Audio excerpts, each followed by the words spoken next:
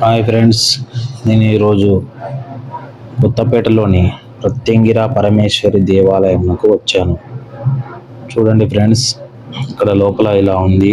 సిద్ధేశ్వరానంద భారతి మహాస్వామి వారి ఫోటో ఉంది. అలాగే ఇక్కడ పక్కల గుడికి ఈ గుడికి సంబంధం లేదని ఒక బోర్డు మీద రాశారు. నాకు అదేంటో అర్థం కావట్లేదు. అది ఒకసారి జూమ్ చేసి ఉంది ఫ్రెండ్స్. ఈ మందిరం కుర్తాల పీఠం ప్రధాన మందిరం, పక్క గుడితో ఎటువంటి సంబంధం లేదని ఇలా రాశారు. పక్కన కూడా సేమ్ టెంపుల్, ఇట్లాంటి టెంపులే ఉంది.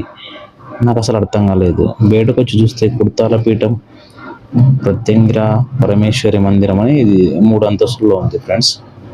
ఇది మెయిన్ బిల్డింగ్, ఇది కరెక్ట్ గుడి అన్నమాట. మరి పక్కల గుడి ఎవరు కట్టారు, ఎప్పుడు కట్టారో తెలియట్లేదు. కొత్త కట్టారని చెప్తున్నారు. ఆ గుడికి ఈ గుడికి సంబంధం లేదని చెప్తున్నారు. అక్కడ కూడా వారాహి టెంపుల్, వారాహి మాత, ప్రత్యంగిర మాత విగ్రహాలు కూడా ఉన్నాయంట. మరి ఈ గుడి 2 గుళ్ళు పక్క పక్కలో ఎందుకు కట్టారో నాకు అర్థం కావట్లేదు. మళ్ళా ఈ గుడికి ఆ గుడికి సంబంధం లేదంటున్నారు. వీళ్ళేమో శ్రీ వారాహి ప్రత్యంగిర దేవాలయం అని చెప్పేసి బోర్డు పెట్టుకున్నారు ఇక్కడ బయట.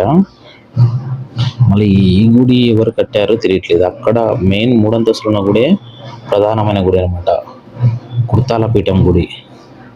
ఈ పక్కలనేమో వారాహి ప్రత్యంగిర దేవాలయం అని చెప్పేసి ఇది ఒక గుడి ఉంది ఇక్కడ కూడా.